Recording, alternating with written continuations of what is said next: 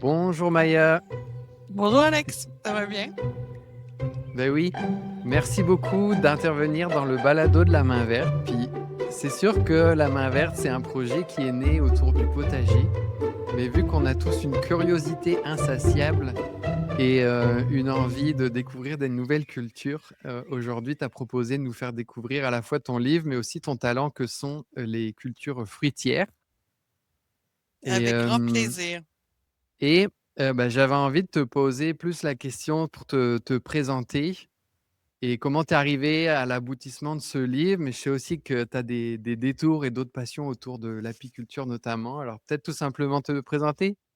Eh ben oui, alors moi c'est Maya. J'aime me faire appeler Maya l'abeille, effectivement, parce que j'ai une passion pour l'apiculture. Dans mon travail de tous les jours, j'enseigne à l'Institut national d'agriculture biologique au profil horticole. Et c'est un peu de là qu'est né le désir de faire paraître une belle référence, en fait que j'avais de la difficulté à trouver, qui répondait bien à mes besoins, puis à ce que je voulais enseigner, à nos élèves. Et j'ai la grande chance, dans ma vie professionnelle d'avoir, côtoyé des mentors et des mentors, tout au long de ma vie, qui m'ont appris sur le terrain.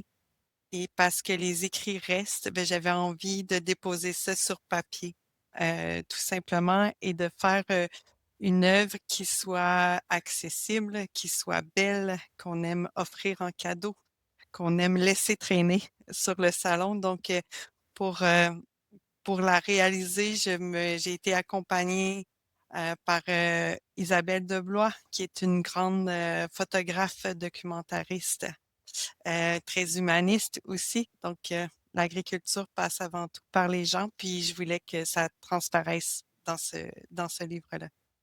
Excellent. Et je vais te poser plein de questions autour du livre, mais avant ça, j'aimerais que tu nommes les cultures sur lesquelles tu as travaillé, parce qu'il y a des gens qui nous écoutent qui sont en train d'hésiter s'ils vont rester ou pas.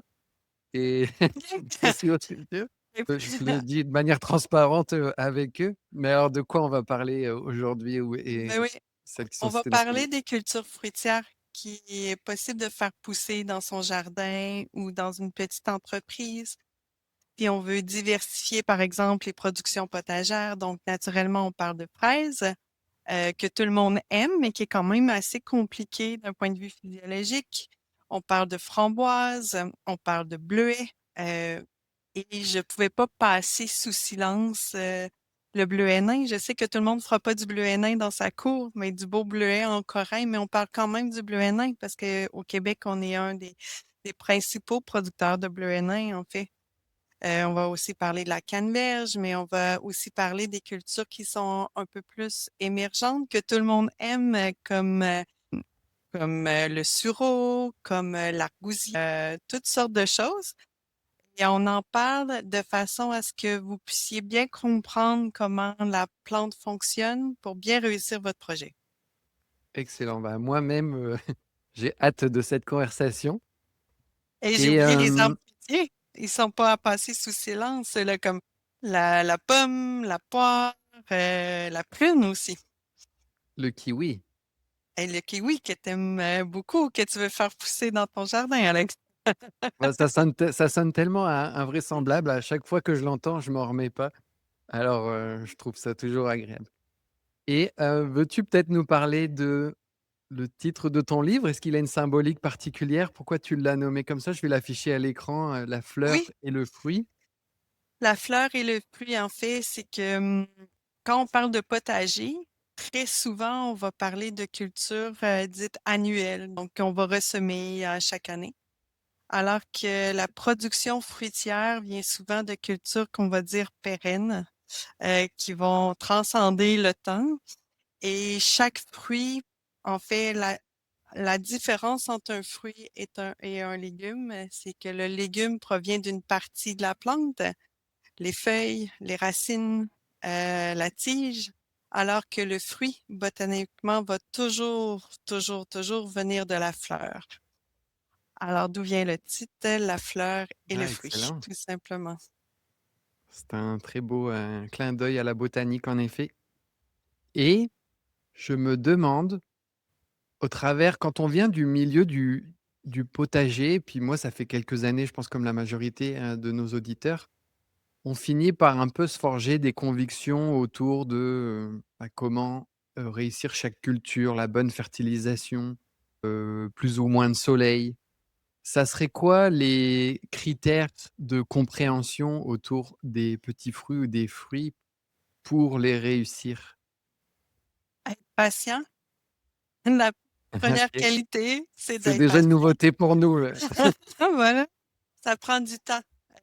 Amener des cultures fruitières à bien, c'est un long projet qui traverse les générations, comme je le disais très souvent. Donc, c'est un beau legs aussi à notre famille. Très souvent, quand on se promène un petit peu sur le terrain, les gens, je ne sais pas pourquoi, on a tendance à dire, il n'y a rien qui pousse là-bas dans ce coin-là de mon jardin. Je vais mettre des fruitiers, ça va bien aller. Et s'il n'y a rien qui pousse, ben, les fruitiers non plus pousseront pas bien. Donc, pour bien réussir son jardin fruitier, il faut d'abord penser à bien choisir l'emplacement. Il faut bien évidemment un endroit ensoleillé. Et aucune plante fruitière n'aime pousser les pieds dans l'eau. On ne parle pas de plantes aquatiques. Donc, il faut qu'il y ait un bon drainage aussi. Donc, prendre le temps, je disais, il faut être patient, donc prendre le temps de bien choisir son emplacement pour ensuite bien amender, fertiliser les sols. Parce que contrairement à votre potager, vous pourrez pas dire ah, j'ai manqué, je vais déplacer. On parle de culture pérenne qui va être là pour des dizaines et des dizaines d'années.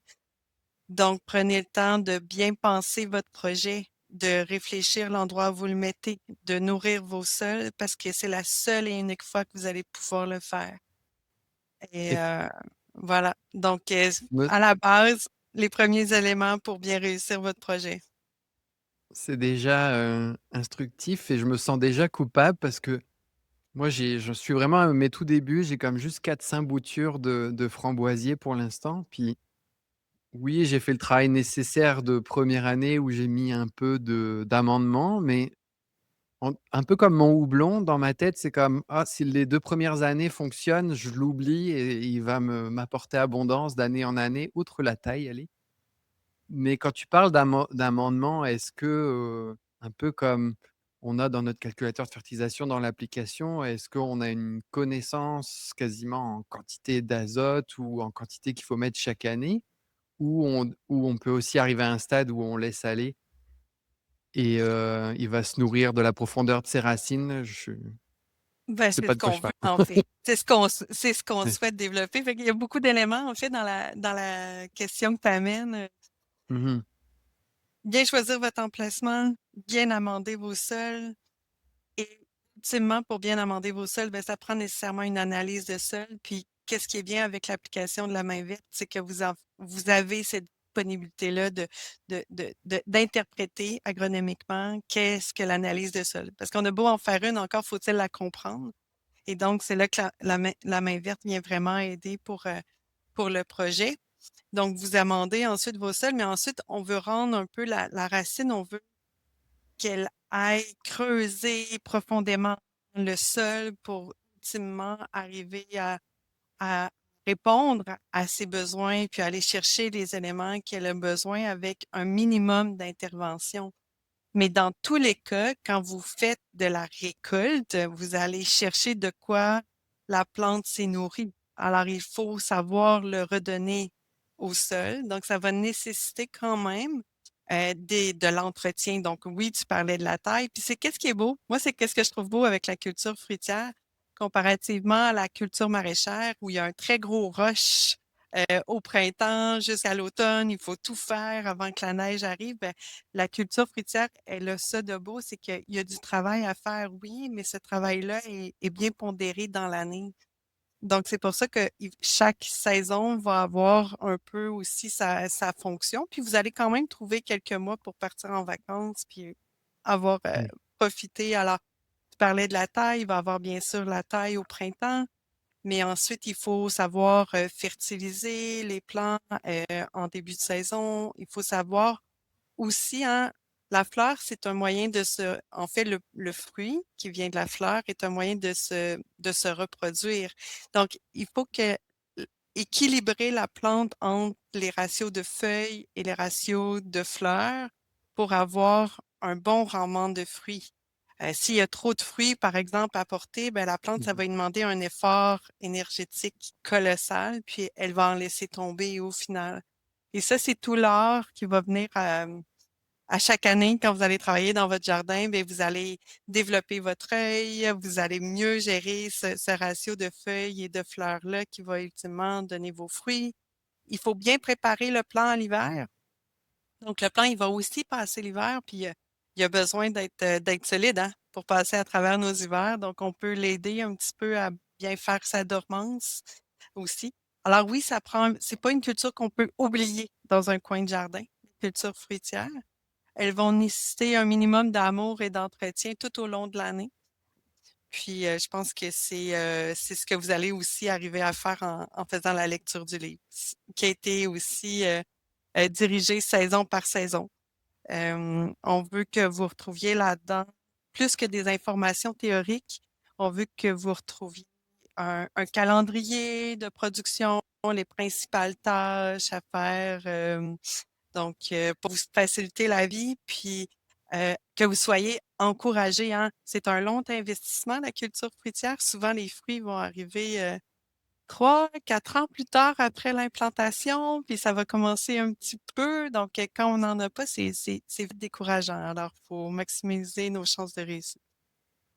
On va parler de victoire facile, tout à l'heure. Là, j'ai mis, sous Oui. les yeux, un exemple de calendrier de production que tu proposes pour le bleuet en corymbe, Mmh. que ça fait est-ce que c'est le bleuet nain dont tu parlais, le bleuet Pas de du tout. corymbe? C'est un autre OK, type de bon. bleuet qu'on a appris à apprivoiser, hein. Ça fait pas si longtemps qu'on le cultive au Québec. On pensait au départ qu'on n'y arriverait pas parce qu'il est un peu frileux, mais on y arrive très bien maintenant avec des nouvelles variétés. Puis quelques plants vont permettre de rassasier toute votre famille en plein de bleuets, des gros OK. bleuets. Mais avant de parler de culture par culture, je voudrais juste revenir sur, cet aspect général de réussir ces, implantations fruitières et donc tu as parlé d'amender. Je voudrais juste être plus précis parce que nous, on a un peu, je pense, le moyen mémotechnique, on va dire, PA, il dit souvent 1 centimètre de compost, c'est déjà beaucoup, chaque année. Est-ce qu'on est quand même sur des mêmes doses ou tous les ans au printemps, on met un amendement fertilisant? C'est une bonne question. En fait, votre plant fruitier va avoir différents stades tout au long de sa vie. Donc, quand vous allez l'implanter, c'est pas un géant arbre ou une géante bouture. Je pense que tu l'as peut-être vu avec tes framboises que tu as reçues, hein. Souvent, quand on commande des fruitiers, ben, c'est un petit plant qu'on reçoit avec des petites racines. Donc, ce qu'on veut en premier, c'est que ces racines aillent creuser. Donc, on veut bien réussir l'implantation. Ensuite, la deuxième étape, c'est qu'on veut bien construire les charpentes, puis le bois qui va former notre fruitier. Donc, ce qu'on veut valoriser, c'est la croissance. Et ensuite, ce qu'on cherche à valoriser, c'est la production de fruits. Donc, c'est vraiment des objectifs qui sont différents et qui vont impacter ce que l'on souhaite apporter comme nutriments. Donc, quand on amène du compost, on veut amener de la matière organique. Des fois, on veut amener aussi de l'azote. L'azote, c'est un élément majeur qui sert essentiellement à la croissance. Alors, si on n'est pas en période de croissance, ça ne veut pas dire qu'on est obligé d'avoir de l'azote. C'est Au un très bon contraire. point, oui. Donc, il y a tout un équilibre à aller chercher là. Et plusieurs productions fruitières vont être très exigeantes en potassium, qui est un autre élément majeur, qui lui va aider à l'endurcissement du fruit.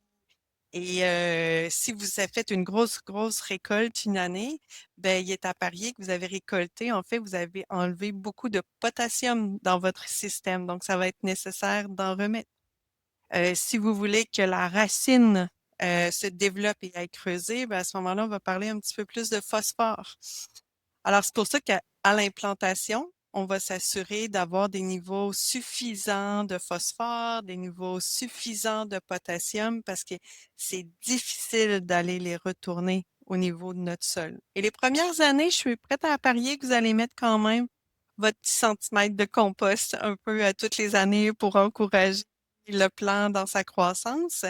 Mais après, ça va être un petit peu variable selon la stature du plant que vous avez. Puis évidemment, si on parle d'un bleuet nain, d'une framboise ou d'un pommier standard, on n'est vraiment pas dans la même nature de plant.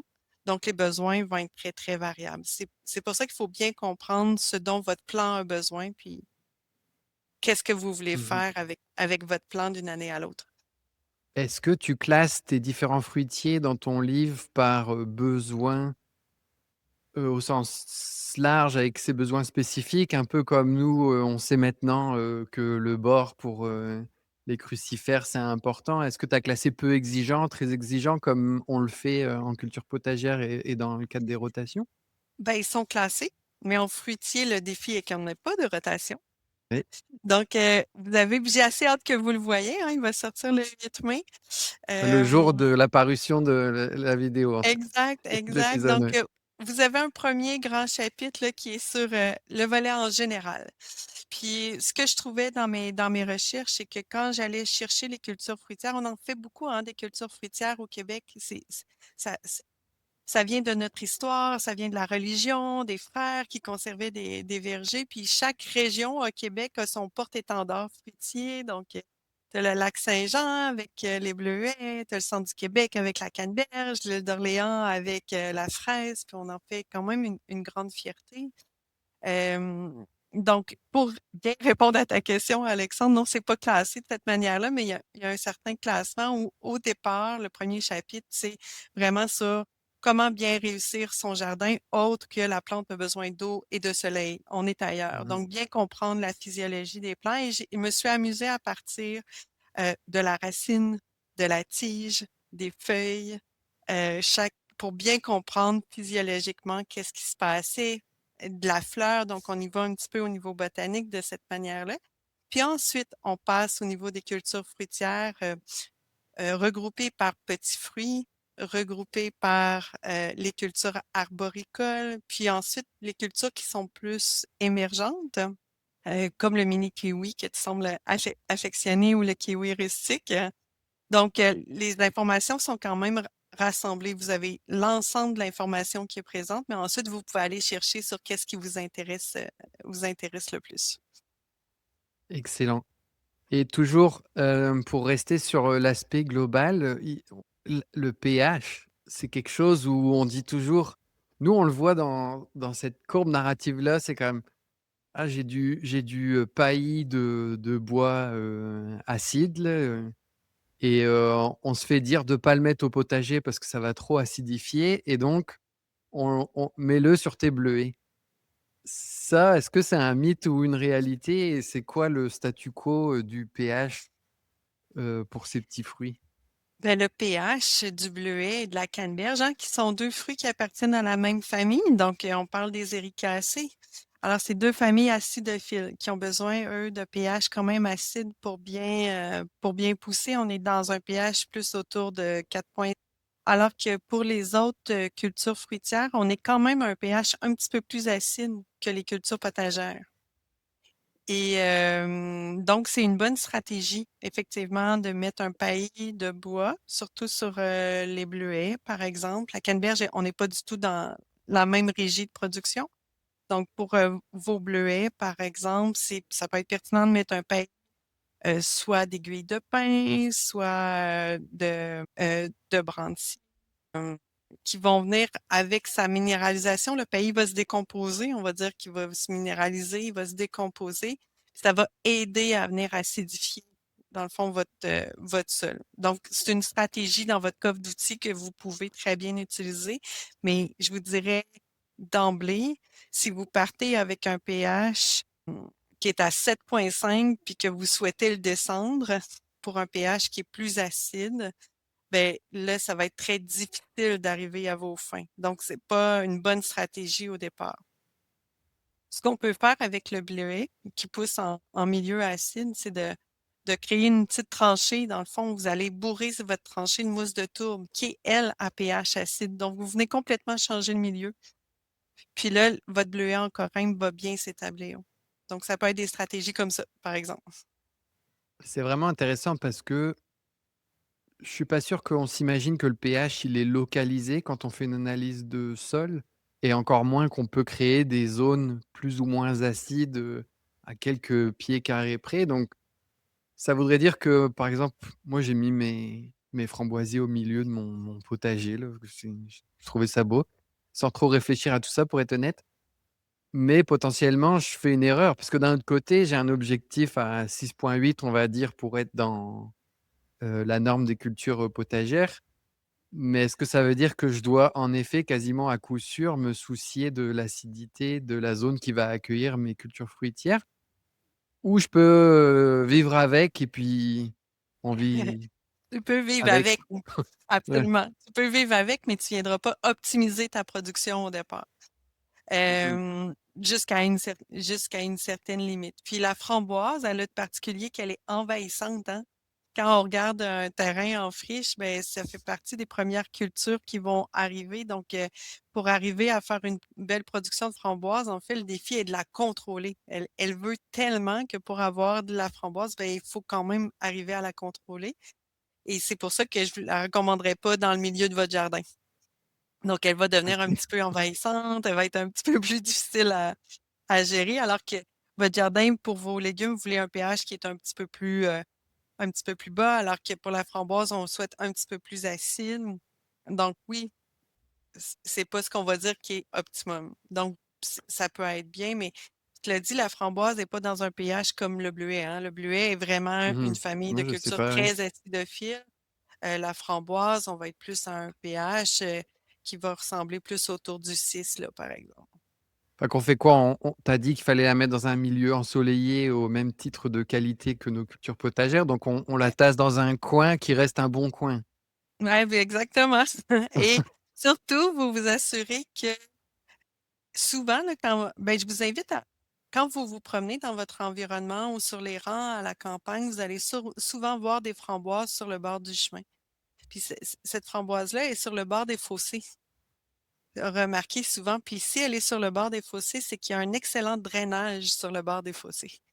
Mmh. Alors, ce que vous voulez, c'est assurer que votre framboise, l'eau puisse bien s'égoutter. Les racines doivent être loin de toute nappe phréatique ou d'eau, en fait, qui vont être présentes.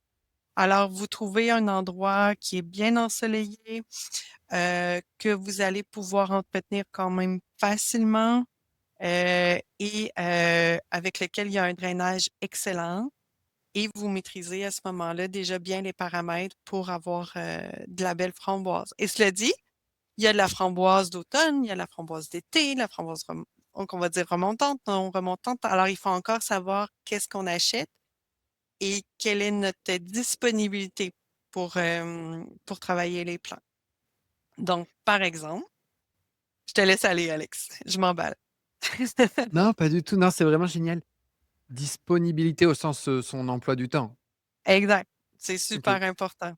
Parce que souvent, les cultures fruitières vont faire partie d'un petit jardin, on travaille en même temps, on part en vacances, hein, l'été. Alors, quel est le temps qu'on a pour bien s'occuper de nos fruitiers, pour pas que ça vienne envahir une mauvaise herbe, qu'on ait des belles récoltes? Ben, il faut quand même le considérer. Et moi, je suis pas productrice de fruits.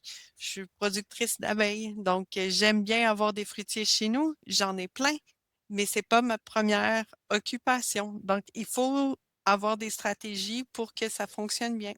Parmi ceux-là, moi, je vais faire pousser de la framboise qui est dite remontante. C'est une framboise qui va arriver un peu plus tard en saison parce qu'elle est capable de produire son fruit sur la canne qui a poussé dans l'année. Alors, je vais être capable de la faucher à la fin de la saison complètement. Alors, c'est beaucoup moins de temps pour moi que de faire une taille avec une framboise d'été qui, elle, va produire sur sa canne de 2 ans et sur lequel je vais devoir faire une taille beaucoup plus minutieuse et gérer les cannes qui vont être présentes. Alors, ça peut être une belle stratégie. Vous voulez des framboises, vous n'avez pas trop de temps pour vous en occuper, trouvez un endroit qui est optimal pour votre framboise sur votre terrain. Souvent pour, camoufler un endroit un peu dégarni, hein, c'est quand même assez envahissant, Mmh. tout ça. Vous allez pouvoir aller chercher de la framboise à l'automne, puis après ça, vous fauchez. tout simplement et ça repousse l'année suivante. Alors c'est Ça, beaucoup, c'est la moins non exigeant. montante, c'est ça? C'est là? Voilà, exact. Ouais, c'est une super astuce. Ça, c'est Ouais, avec, le tracteur puis, c'est réglé, quoi. voilà. Et tu as parlé de la framboise, celle-ci, je la mettrais pas dans le potager, même si moi, j'aurais presque un contra pas un contre-argument, mais moi, je veux qu'elle soit envahissante, j'en veux des tonnes, là, les enfants, ils adorent ça. Oui, C'est ça vaut de plus en plus cher, la petite barquette, elle est rendue à 6-7. oui, oui. Ah oui, c'est Mais c'est extrêmement cher, puis j'en fais mention, dans le livre, hein. On va à l'épicerie, puis c'est des petites framboises qui arrivent de Californie, très souvent dans un petit casseau.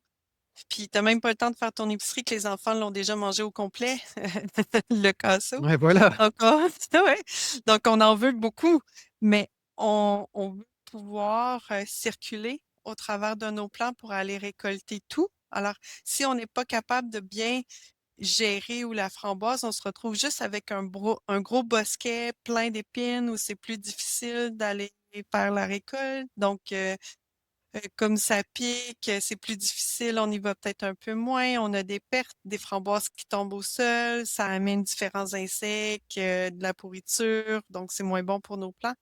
Alors, ce que je veux dire par là, c'est de bien choisir l'endroit pour bien régir, dans le fond, la culture de framboises pour en avoir autant que vous voulez dans une quantité maximale sur vos plants, tout simplement.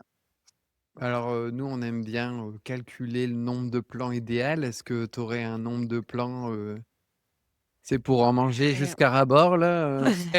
J'ai pas de nombre de plants en tête. J'en fais mention dans mon livre, puis ça, c'est quand même assez drôle. Je dis souvent, j'ai écrit le livre parce que je trouvais pas les références et ça fait quand même un petit moment que le livre est écrit et je vais le consulter assez souvent pour des choses que je me souviens pas. Oui, Donc, vous trouverez assurément l'information dans le livre, mais là, je m'en souviens pas par cœur. Ça dépend toujours bah, un oui. peu de votre satiété. Puis de la variété, puis du nombre de voisins, parce que moi, mes enfants, ils grandissent, là, ils ont passé 5 ans, c'est pas grand, mais ça veut dire que les amis, ils viennent manger la petite barquette de framboise Absolument. Californie. Fait que c'est encore un autre ressenti quand c'est pas pour tes enfants. Donc là, je me suis dit: «Non, non, on va la laisser m'envahir, la framboise, ça va être, encore Oui. mieux». Tu as parlé de patience, tu as parlé de l'éloignement du potager, puis moi, je me suis dit quand je t'ai entendu, je vais quand même essayer de te ramener à notre impatience et à notre terrain de jeu. Qu'est-ce que tu conseillerais comme première victoire, puis je vais même un peu exagérer, à mettre au potager s'il y en a qui sont éligibles à ce statut? J'aurais envie de dire le bleuet en corymbe. Si on est des grands producteurs de bleuets au Québec, c'est quand même parce que c'est une culture facile. Bien sûr, on fait au Québec, du bleuet nain, mais le bleuet en corymbe, on a appris à le gérer, puis maintenant, il est quand même assez facile à produire. Il va pas, puis quelques plants, je vous disais 6 plants de bleuets en corymbe, puis vous répondez à vos besoins en famille, puis il va commencer à produire même la troisième année, au Mmh. niveau de vos plants. Donc c'est quelque chose, qui est quand même bien. La fraise, elle demande quand même un peu elle est très exigeante, notre fraise. Elle demande beaucoup d'amour, il faut être présent à plusieurs moments. Elle est peu compétitrice avec les mauvaises herbes, donc elle va demander quand même plus d'entretien. Il faut être plus aguerri, je vous dirais, pour la fraise. Sinon, la framboise, c'est une bonne idée. Excellent. Et tu as parlé de mauvaises herbes. Pour moi, c'était vraiment un gros sujet et je m'en mords les doigts parce que je pense qu'en ouvrant le potager il y a 5-6 ans, j'ai pas bien fait le travail de préparation. Et donc, j'ai l'impression que n'importe quel arbre fruitier que je plante, il a une compétition extrême. Est-ce que tu as des astuces pour éviter que, les fruitiers, mmh, subissent cette pression qui l'entoure? Par exemple, je sais pas, le paillis là, je dis Ouais. ça intuitivement, mais Puis ça, c'est quand même intéressant parce qu'il y a 2 philosophies de pensée. Donc ça dépend de votre objectif et ça dépend de votre empressement. Donc, on n'est pas dans on joue pas dans, pardonnez l'anglicisme, mais on n'est pas dans le même game. Si vous souhaitez être producteur de fruits puis rentabiliser vos investissements, plutôt que si vous êtes vous voulez quelques fruits dans votre potager ou dans votre cour arrière, puis que vous êtes prêt à attendre, par exemple, 3 ans avant de faire vos premières récoltes. Donc, si on veut maximiser, par exemple, la production puis la compétitivité avec les mauvaises herbes, ça va venir quand vous choisissez votre emplacement puis que vous allez faire votre préparation de sol. On parlait d'amendement tantôt, ben on va user là, de stratégies pour venir épuiser un petit peu les mauvaises herbes, que ce soit par exemple des jachères, venir occulter l'espace avec par exemple des engrais verts quand vous allez faire votre préparation de fruitier, hein. Moi, je vous l'ai dit, je suis paresseuse. Donc, j'aime bien implanter. C'est pas tout avec tous les fruitiers qu'on peut le faire, puis ça dépend de la disponibilité des pépinières. Mais moi, j'aime bien implanter à l'automne. C'est une période où on peut implanter quand même plusieurs fruitiers, alors que les débuts de saison au printemps, il y a beaucoup, beaucoup, beaucoup de choses à faire très souvent. Alors, ce que j'aime faire, moi, c'est me donner, si on peut, l'année d'avance, si on peut pas, en saison, préparer mon sol, à l'amender, épuiser les mauvaises herbes et venir faire une implantation à l'automne. Ça a ses avantages puis ses inconvénients, mais moi, j'aime bien implanter à l'automne. Donc, ça laisse cette période-là pour bien préparer nos sols. Ensuite, ce qu'on veut, hein, la compétition entre les mauvaises herbes, puis on parle par exemple d'une vigne de raisin ou d'un pommier, ben, c'est le temps où les racines sont à la même hauteur au niveau du sol. Parce que quand les racines vont creuser puis vont descendre dans le sol, ils n'auront plus la même compétition au niveau des strates de Mmh. sol. Alors, certains producteurs, comme Christian Barteneuf, qui est aussi dans le livre, qui est la personne, en fait, qui a amené le site de glace au Québec, lui va plutôt privilégier une technique où tu plantes et tu oublies. Et à ce moment-là, les meilleurs vont résister. Et, euh, et ce qu'il voit, mais c'est que ce qu'il a constaté, c'est que les plants étaient plus longs à aller chercher une croissance et donc à rentrer en production fruitière, mais avaient ensuite une meilleure résilience à la sécheresse ou des choses comme ça. Mais donc, on peut penser que la racine a été obligée de forer le sol très, très profond à cette période-là. Donc, on parle à ce moment-là d'avoir une production, pas dans les 3, 4 ans, mais dans les 6, 8 ans à venir et avoir assurément plus de mortalité à l'implantation qui va Mmh. nécessiter un peu plus de remplacement. Donc, c'est pour ça que je disais, il y a deux philosophies. Les deux sont intéressantes. Ça dépend de vos objectifs, ça dépend de votre patience et de Philosophie votre à ce serait tolérance au ouais. risque. De savoir si on va revendre la maison ou pas, bientôt, Exact. ça c'est je trouve que Et c'est de un gros tolérer des enjeu, hein. mauvaises herbes, c'est quelque chose quand même Mmh. quand on n'a pas l'habitude.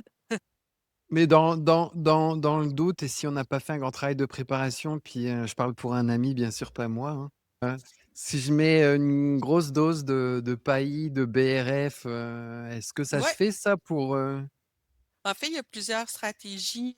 On peut mettre, par exemple, un géotextile à l'implantation. Moi, ce que j'aime bien, c'est des géotextiles qui vont être tissés parce que l'air passe et de cette manière-là, le sol est vivant.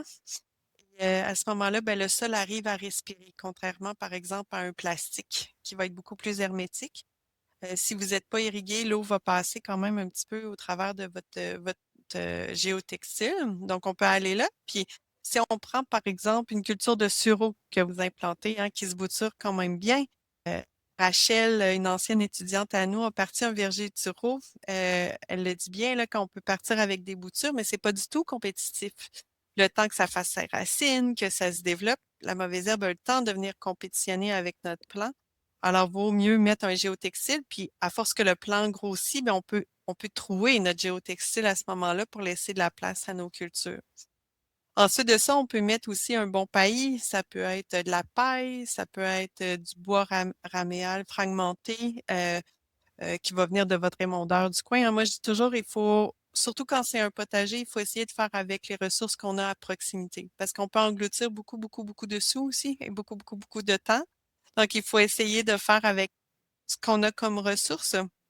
L'idée, c'est de faire une occultation au niveau de nos mauvaises herbes. Donc, on peut mettre un paillis par-dessus un paillis d'ordre végétal, mais l'important, ça va être d'en mettre une bonne épaisseur. Et là, si on en met une bonne épaisseur, ben on en met au moins un 10-15 centimètres la première année, vous allez être obligé d'y revenir la deuxième année, puis encore la troisième année. Et si vous n'avez pas un bon contrôle du chien-dent, ben le chien-dent va passer au travers. Mmh. Donc, à la base, il y a un bon contrôle de vos mauvaises herbes. Mettez un bon paillis, une bonne épaisseur. Ça va nécessiter d'en mettre au moins de façon consécutive les premières années. Puis après ça, votre plant, il va grossir sur le rang. Il va faire de l'ombrage, il va prendre la place, ses racines vont creuser au niveau du sol, puis il va avoir de moins en moins de compétition. Donc, c'est vraiment au niveau de l'implantation. Je vous dirais que l'enjeu est un peu plus présent là, pour avoir un bon contrôle au niveau des mauvaises herbes. Encore une fois, pour maximiser vos chances de réussite. Mais cela dit, ça m'est arrivé à moi aussi, hein, de faire des tests, de manquer de temps, puis au final d'être Mmh. embourbé avec les mauvaises herbes, ça fait partie de la vie. Donc, et c'est de là aussi de laisser une bonne distance entre vos plants. Ah, souvent, on veut maximiser notre espace, là. On n'a pas beaucoup d'espace, on va en mettre un maximum. Mais si vous laissez un espace, je vous dirais minimalement de 1,2 mètres à peu près par plant. Si on est dans la framboise, on est plus dans le 45 centimètres. Mais vous laissez quand même un bon espace, ça va venir faciliter votre entretien, que ce soit au débroussailleur ou des choses comme ça. Puis vos plants vont prendre de l'expansion. Vous allez moins les briser aussi quand vous allez aller faire la taille, quand vous allez aller faire la récolte ou l'entretien. Ça fait partie des stratégies à développer. Excellent. Une des, fiertés de ton livre, dans la description, c'est d'être profondément ancré dans le climat québécois et j'aurais aimé que tu nous parles de ça, mais notamment sur le sujet des serres à l'inable, là, des fois, vous nous appelez Oui, à la rescousse pour récolter vos framboises. On est dans oui, un demi-tunnel, d'une capacité de production absolument, extraordinaire oui, et absolument. moi, j'en suis ressorti de là un peu dérangé parce que déjà tout est en contenant, c'est sous un mini tunnel. Moi, j'ai pas tout ça et alors quel est le lien entre le climat québécois, la culture en contenant, les mini tunnels ou d'autres réalités que nous impose notre climat? Ben, en fait, quand on parle de culture fruitière, on parle souvent d'autocueillette. Vous le savez, quand vous êtes au champ, il fait même de plus en plus chaud. C'est difficile d'aller faire de la cueillette puis d'être au champ quand il fait chaud. C'est pas agréable d'aller faire de la cueillette quand il pleut. Donc, les entreprises ont quand même des contraintes, surtout quand on est en autocueillette, pour aller faire les récoltes avec tous ces changements-là. La pluie aussi, quand elle va tomber, hein, ça fait rebondir des spores, ça peut occasionner des maladies sur nos plantes. Donc, de plus en plus, la culture fruitière pour du frais et non des produits transformés s'en va vers des cultures abritées. Donc, ça permet de recouvrir le plant. Tu parlais là, des cultures en tunnel. Donc, c'est pas une serre, mais c'est juste un Oui, petit toit un parapluie, là, préau. un peu. Donc, il y a les cultures en tunnel qui vont être avec en grand tunnel avec des grandes portes ouvertes où on peut circuler avec la machinerie. Il va y avoir en abri parapluie qui est moins dispendieux, qui peut se faire, par exemple, chez nous, mais qui va venir réduire l'incidence de maladies qui va permettre plus de cueillettes à différents moments. On sait que quand arrive la framboise, hein, des fois, on ne fournit plus à récolter, ça tombe au sol. Donc, il faut vraiment aller faire une récolte à tous les jours. Puis, qu'est-ce qui est intéressant avec la culture en pot, c'est qu'on peut mettre en valeur des endroits que sinon on ne pourrait pas mettre en culture. Alors, si je pense par exemple à un sol qui est très argileux, très froid, dans une zone climatique qui est très froide, où le printemps tarde, où la saison agricole est courte, si on va de plus en plus dans l'est du Québec, c'est ce qu'on va retrouver. Ben, à ce moment-là, ben, ça peut être plus facilitant de faire une culture en pot, tout simplement, parce qu'on vient valoriser un espace qu'on ne saurait pas mettre en culture, puis on vient sécuriser à ce moment-là au niveau de différentes productions alimentaires, par exemple. On vient faciliter la récolte. Euh, le choix aussi de cultiver des fruits en infrastructure permet euh, de, de cultiver des variétés qu'on ne serait pas capable de cultiver autrement en champ, qui sont plus productives, Si je prends par exemple la framboise, beh, c'est plate de se faire envahir par la Californie alors que c'est un petit fruit très, très rustique pour chez nous et qu'on est capable de le produire. Donc, en allant contrôler le climat, on est capable de gérer puis d'aller en comprenant bien la physiologie puis en ayant quand même des bonnes infrastructures, d'aller valoriser la production de framboises pour en avoir sur vraiment une bonne partie de la saison. Et là, on arrive dans les entreprises, puis on est capable de compétitionner avec les marchés extérieurs. Et ça, pour les gens qui auraient des idées d'entreprise, il y a une place à prendre au Québec dans la framboise. Et le Mmh. momentum y est actuellement. Donc ça se fait avec des infrastructures comme des abris parapluies, par exemple, ou des grands Et tunnels. c'est fou parce que tu nous as bien préparé le terrain sur, quel est votre projet et la différence entre un maraîcher ou un producteur de petits fruits et ce qu'on a à la maison et je m'attendais pas du tout à cette réponse sur, OK. l'utilité de l'abri. Donc, oui, Excellent. ça a plusieurs avantages, mais ça nécessite quand même un investissement. Et tu as parlé donc, des climats et moi quand j'entends, zone de rusticité, j'entends, principalement, une sélection plus imposée autour des arbres fruitiers que les petits fruits. J'ai l'impression que les petits fruits, ils passent entre guillemets «partout». Je peux me tromper, mais juste pour faire le pivot sur le fait que tu traites aussi, les arbres fruitiers dans ton livre, est-ce que la zone de rusticité, elle est vraiment, dictatrice de quel arbre fruitier je peux cultiver et envers les arbres fruitiers plutôt que les petites cultures? Absolument. Puis les petits fruits aussi ont quand même leur zone de rusticité.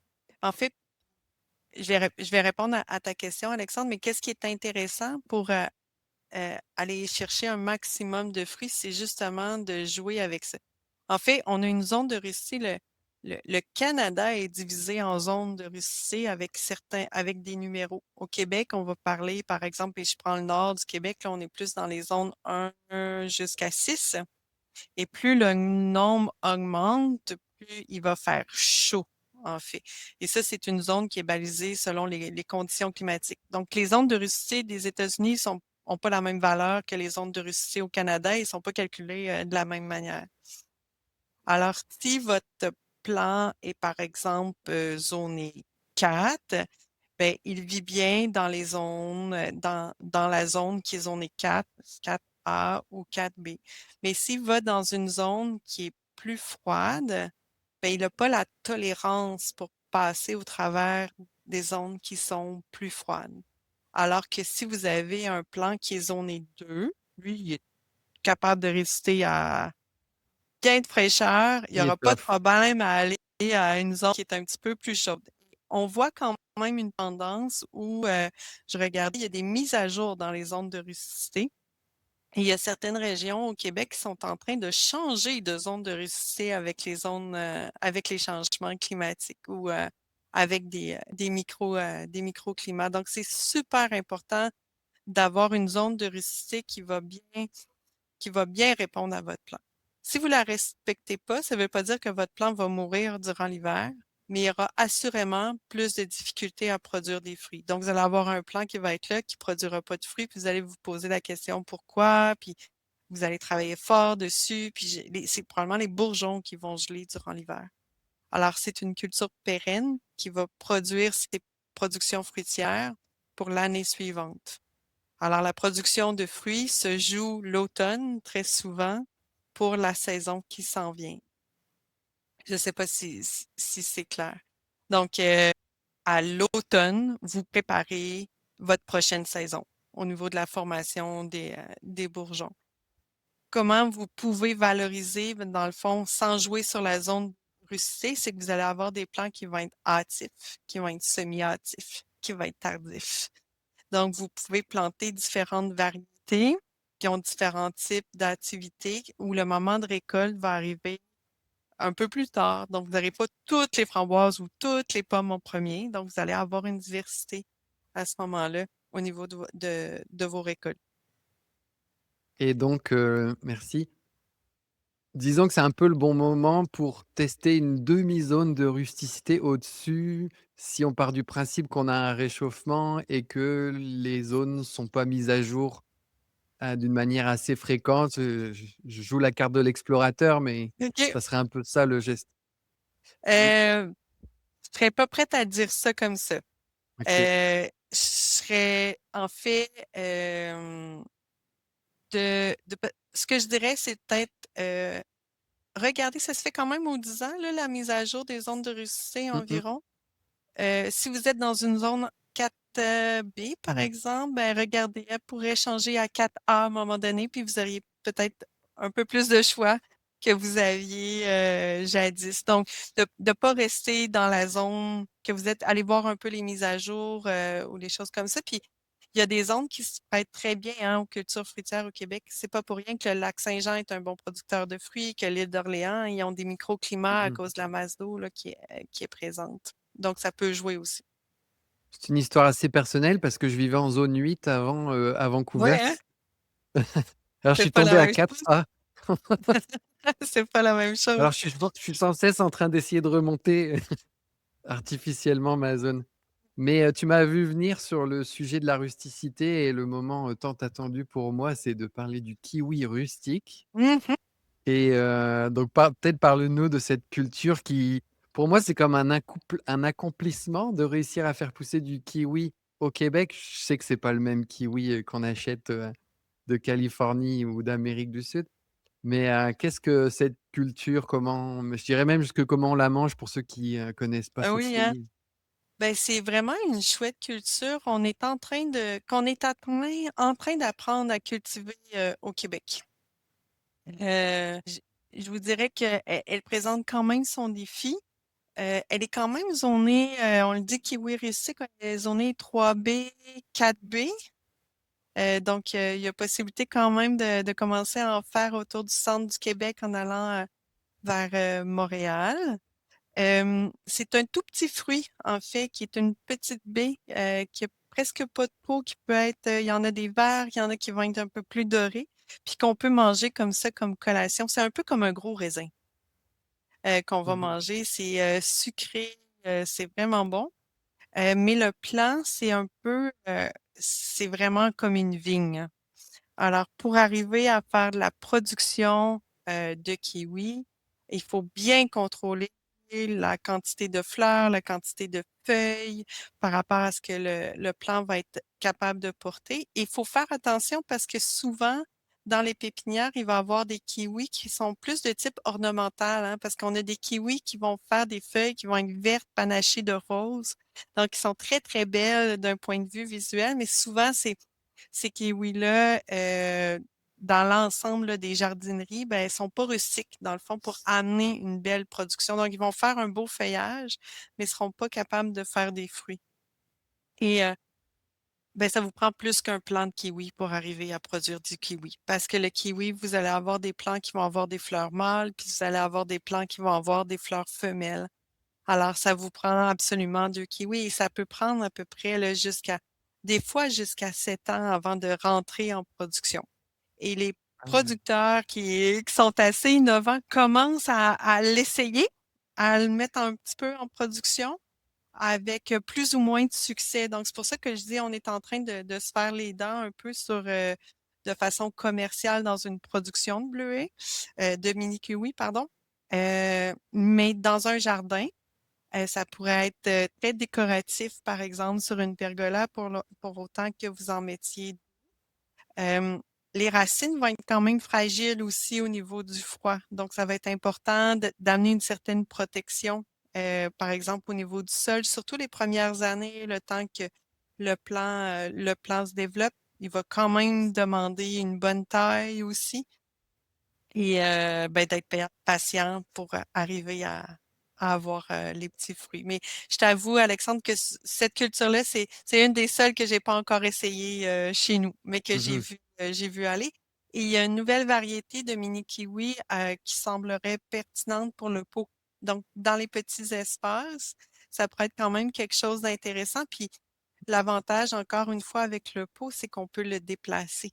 Mmh. Donc peut-être, Puis, offrir certains avantages. le pot, c'est aussi peut-être plus facile de modifier le pH si on veut des cultures Ouais, exact. excellent. Hem, si on va un peu plus rapidement sur, questions-réponses, les premières victoires que tu suggérais, tu as parlé du bleuet, ça pourrait être quoi? Deux trois cultures comme ça sous la main Est-ce pour, Ouais, oui, ben, on connaît le bleuet, mais le kiwi, le cassis, ça pousse partout.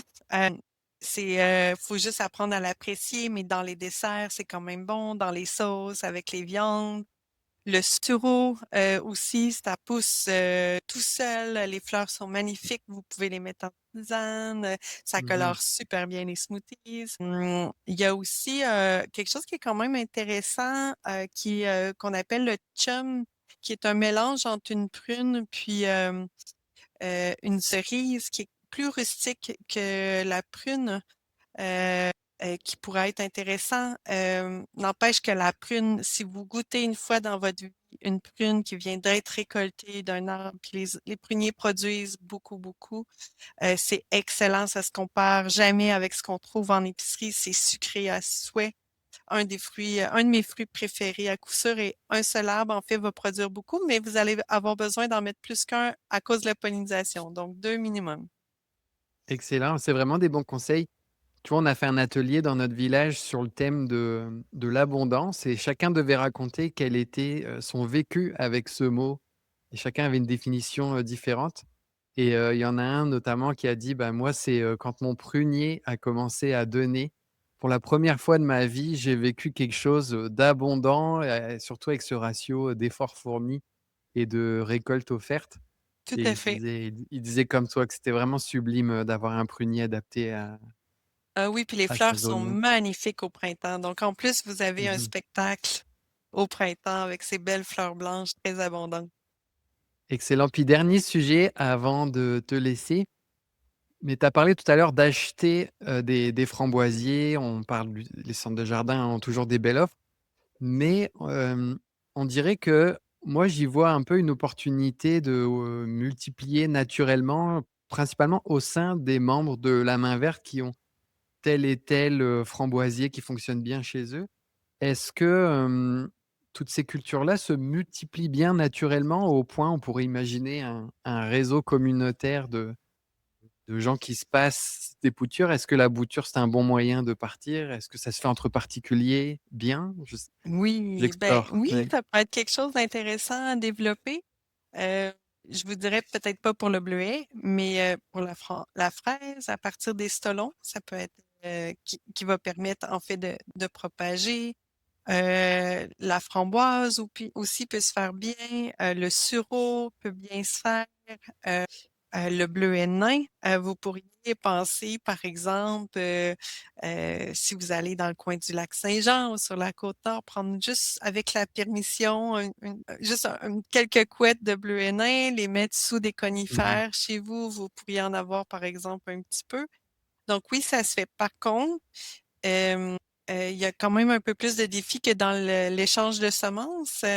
Il y a quand même certaines précautions avec les boutures, hein. Il y a quand même les racines qui sont présentes. Ça doit rester un petit peu à l'humidité, au frais. On ne veut pas aussi propager de maladies ou de sensibilité, aussi à ce niveau-là. Mais ça pourrait être un beau créneau à développer effectivement. Il y a de quoi faire. Assurément, il y a de quoi faire. Mais, bah, j'aime bien terminer sur ce message d'espoir que après ta générosité à nous partager les connaissances pour réussir potentiellement, il y a le monde d'après où on a la générosité de chacun qui partage ses cultures. Puis volontairement, j'ai pas trop été vers les maladies parce que je pense que tu en parles, dans ton livre et puis les gens, s'ils le souhaitent, iront, se le procurer, à partir du 8 mai, 2026 aux éditions, Cardinal. On mettra le lien. Merci encore, Maya, pour, ton temps, pour ce livre et pour, ta générosité au sens large. Merci à toi, Alexandre.